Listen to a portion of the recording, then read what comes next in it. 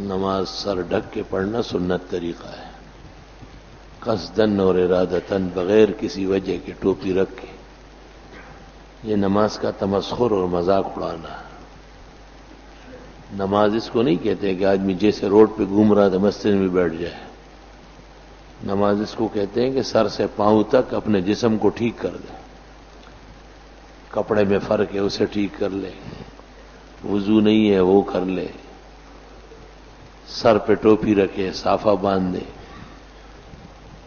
اللہ کے دربار میں کھڑے ہوتے ہیں اور جیسے اسکول کالج میں بیٹھے ہوئے۔ آخر وہ عادات درست کرنے کا نام نماز ہے۔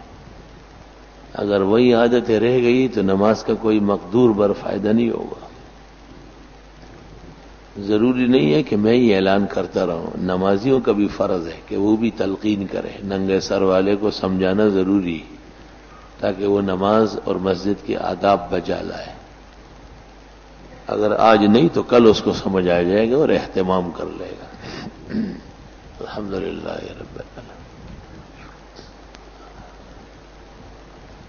انک حمید مجید یا مولا انت وجل خیر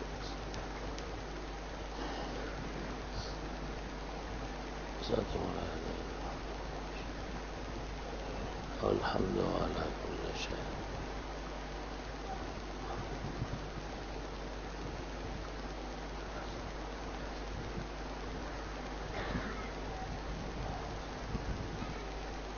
صلی اللہ تعالی علیہ وسلم۔